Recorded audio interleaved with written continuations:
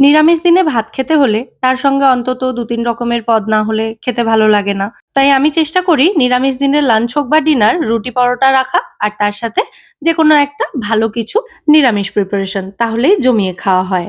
তো আজ বানিয়েছিলাম একটা নিরামিষ শাহী মিক্স ভেজের রেসিপি। ভাবলাম রেসিপিটা আপনাদের সাথেও শেয়ার করি।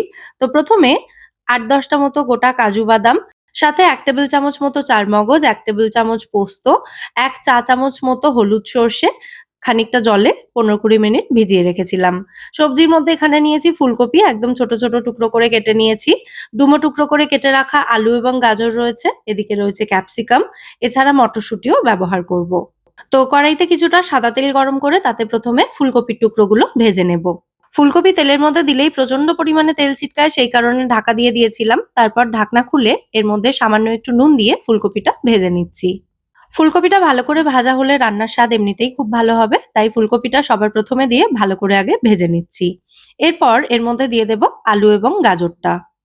গ্যাসের ফ্লেমটা কমিয়ে কমিয়ে এবার সমস্ত উপকরণ ভালো করে একটু ভাজতে হবে। একটু সময় নিয়ে ভাজবো যাতে ভাজতে ভাজতে সবজিগুলো ম্যাক্সিমামটাই সেদ্ধ হয়ে যায়, সেটা খেয়াল রাখতে হবে। তো সবজিগুলো ভাজা হতে থাক, ততক্ষণে আমি এই রান্নার মশলাটা তৈরি করব। তার জন্য মিক্সার জারে নিয়েছি ১.৫ ইঞ্চ মতো আদা, স্বাদ অনুযায়ী কাঁচা লঙ্কা আর যে উপকরণগুলো প্রথমেই জলে ভিজিয়ে রেখেছিলাম সেগুলো একটা চা ছাঁকনির সাহায্যে জল ঝরিয়ে নিয়ে এই মিক্সার জারে দিয়ে দিলাম। এরপর জল ছাড়া সমস্ত উপকরণ একসাথে বেটে নিয়েছি একবার। তারপর এর মধ্যে দিয়ে দিচ্ছি আমি ৪ টেবিল চামচ মতো টক দই। টক দই দিয়ে আবারও সমস্ত উপকরণ মিহি করে ব্লেন্ড করে নেব। দেখুন আমাদের এই রান্নার মসলা কিন্তু এখানে একেবারে রেডি হয়ে গেছে। এটাকে সাইডে রেখে দেব। আর এদিকে এতক্ষণে সমস্ত সবজিগুলোই ভালোমতো ভাজা হয়ে গেছে। আর বেশ খানিকটা সময় নিয়ে আমি ভেজেছি। একটু চেক করে নিচ্ছি যে সবজিগুলো অনেকটা সেদ্ধ হয়ে গেছে কিনা। তো আলুটা আগে চেক করছি। দেখুন অনেকটাই সেদ্ধ হয়ে গেছে, গাজরও সেদ্ধ হয়ে গেছে। এবার এর মধ্যে দিয়ে দিলাম আমি ক্যাপসিকামটা। আর তার সাথেই দিয়ে দেব মটরশুঁটি। এখানে আমি ফ্রোজেন মটরশুঁটি ব্যবহার করেছি, যেটা আমি নিজেই বাড়িতে ফ্রোজেন করে রেখেছিলাম শীতকালে। তো সেই মটরশুঁটিটাই দুমুঠো নিয়ে একটু জলে ভিজিয়ে রেখেছিলাম কিছুক্ষণের জন্য। তারপর সেই মটরশুঁটিটাই দিয়েছি।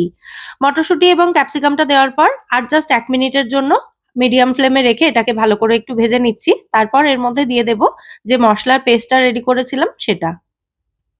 এবার সমস্ত উপকরণ একসাথে খুব ভালো করে ভেজে নেব। এই মসলায় আদা ছাড়া আর অন্য এমন কিছু নেই যেটার কাঁচা গন্ধ থেকে যেতে পারে মসলাতে। শুধু আদাটাই রয়েছে, সেটারও কাঁচা গন্ধ ভাজতে ভাজতে চলে যাবে। তো মসলার জারটা ধুয়ে সামান্য একটু জল দিয়ে দিলাম এর মধ্যে আমি। তারপর মসলাটাকে সবজির সাথে মিশিয়ে ভালো করে কষিয়ে নেব। এই রান্নাটা আমি এরকম একটু শর্টকাট পদ্ধতিতেই করার চেষ্টা করি। আর এইভাবে বানালে কিন্তু রান্নার স্বাদ দুর্দান্ত হয়। আপনারাও কিন্তু এভাবে ট্রাই করে দেখতে পারেন। মসলাটা ভাজার সময় এর মধ্যে সামান্য একটু কসুরি মেথিও এড করব। কাসুরি মেথি চাইলে আপনারা স্কিপও করতে পারেন। তবে দিলে কিন্তু খুব ভালো একটা ফ্লেভার আসে। কাসুরি মেথিটা দিয়ে আবারও ভালো করে নাড়াচাড়া করে মিশিয়ে নিচ্ছি। তারপর কড়াইটাকে ঢাকা দিয়ে এটাকে আরো ৩-৪ মিনিট রান্না হতে দেব। আর এই সময় পাশের বার্নারে একটা ফ্রাইং প্যান গরম করে তাতে সামান্য একটু ঘি এড করেছি। আর এই গরম ঘিয়ের মধ্যে ২০০ গ্রাম পনিরের টুকরো দিয়ে এগুলোকে ভালো করে ভেজে নেব। পনির ভাজার সময় এতে কিন্তু কিছু মেশানোর দরকার নেই। আর এদিকে এই সবজি এবং মসলার মধ্যে আমি দিয়ে দিচ্ছি ১ চা চামচ পরিমাণে ভাজা মসলার গুঁড়ো। স্বাদ অনুযায়ী নুন দিলাম, দিয়ে ভালো করে মিশিয়ে নিচ্ছি। ভাজা মসলা না থাকলে শুধু গোটা জিরে একটু শুকনো কড়াইতে ভেজে সেটাকে একটু গুঁড়ো করে এর মধ্যে দিতে পারেন। আমি ভাজা মসলার মধ্যে জিরে, মৌরি, শুকনো লঙ্কা, গোলমরিচ, ছোট এলাচ এবং তেজপাতা দিয়েছি। এদিকে এতক্ষণে পনিরটাও ভালোমতো ফ্রাই হয়ে গেছে। তো পনিরটা আমি একদম ডিরেক্টলি ফ্রাইং প্যান থেকে ওই কড়াইতেই ট্রান্সফার করে দিলাম। আর বাকি যেটুকু ঘি রয়েছে ফ্রাইং প্যানে তাতে একটা তেজপাতা, একটা শুকনো লঙ্কা, ১ চা চামচ গোটা জিরে আর ১ পিঞ্চ মতো হিং দিয়ে এগুলোকে ভালো করে ভেজে নিয়ে সেটা ওই সবজির মধ্যে দিয়ে দেব। এই উপকরণগুলোকে স্পেশালি জিরেটাকে কিন্তু খুব ভালো করে ভাজতে দেবেন আগে। দেখুন জিরের কালারটা একটু ডার্ক ব্রাউন হয়ে গেছে। তারপর আমি এই সমস্ত কিছু একসাথে সবজির মধ্যে দিয়ে দিচ্ছি। এবার ভালো করে নাড়াচাড়া করে মিশিয়ে নিয়ে তারপর এর মধ্যে সামান্য একটু জল এড করব। জলটা অবশ্যই এখানে গরম করে দেবেন। আমি ওই ফ্রাইং প্যানটাতেই অল্প একটু জল হালকা গরম করে এর মধ্যে এড করে দিচ্ছি। আর এখানে জলের পরিবর্তে আপনারা দুধও এড করতে পারেন। তবে আমি এখানে জল দিলাম আর অল্প একটু গুঁড়ো দুধ এড করব। জলটা দেওয়ার পর সমস্ত উপকরণ ভালো করে একটু মিশিয়ে নিচ্ছি। সবশেষে ১/২ চা চামচ মতো গরম মসলা গুঁড়ো, ১ চা চামচ মতো চিনি বা একটু মিষ্টির জন্য জাগরি পাউডারও দিতে পারেন। দিয়ে ভালো করে মিশিয়ে নিচ্ছি। আর নামানোর ঠিক আগে গুঁড়ো দুধটা এড করব। এই সময় যদি গুঁড়ো দুধটা এড করা হয়, গুঁড়ো দুধটা পুরো রান্নার মধ্যে খুব ভালো করে মিশবে না, একটু দানা দানা হয়ে থাকবে। আর সেটা কিন্তু মুখে পড়লে অনেকটা খোয়া ক্ষীরের মতো খেতে লাগবে। সেই কারণে গুঁড়ো দুধটা আমি ওপর থেকে এভাবে ছড়িয়ে দিলাম। আপনারা চাইলে লিকুইড দুধও অ্যাড করতে পারেন। রুটি, লুচি, পরোটা, ফ্রাইড রাইস, পোলাও সমস্ত কিছুর সাথেই এই মিক্সড ভেজটা খেতে কিন্তু দুর্দান্ত লাগে। অবশ্যই রেসিপিটা এইভাবে একবার ট্রাই করে দেখবেন।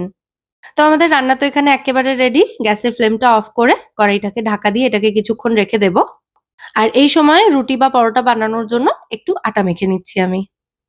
রুটির মতো করেই ভালো করে সেঁকে নিয়ে সামান্য একটু তেল দিয়ে এপিঠ-ওপিঠ করে একটু ভেজে নিচ্ছি। কেউ চাইলে ময়দার পরোটাও বানাতে পারেন এখানে। সেটা তো অবশ্যই খেতে ভালো। তবে খেতে ভালো হওয়ার সাথে, সাথে স্বাস্থ্যের দিকটাও খেয়াল রাখতে হবে। তাই আটা দিয়েই পরোটাটা বানালাম। আর এদিকে আমাদের মিক্সড ভেজ এখানে এক্কেবারে রেডি হয়ে গেছে। মানে শাহী মিক্সড ভেজ একদম শাহী স্টাইলে রেডি। তো এবার এটাকে আমি একটা প্লেটের মধ্যে সার্ভ করে দিচ্ছি। কেমন লাগলো রেসিপিটা সেটা কিন্তু অবশ্যই জানাবেন কমেন্টে।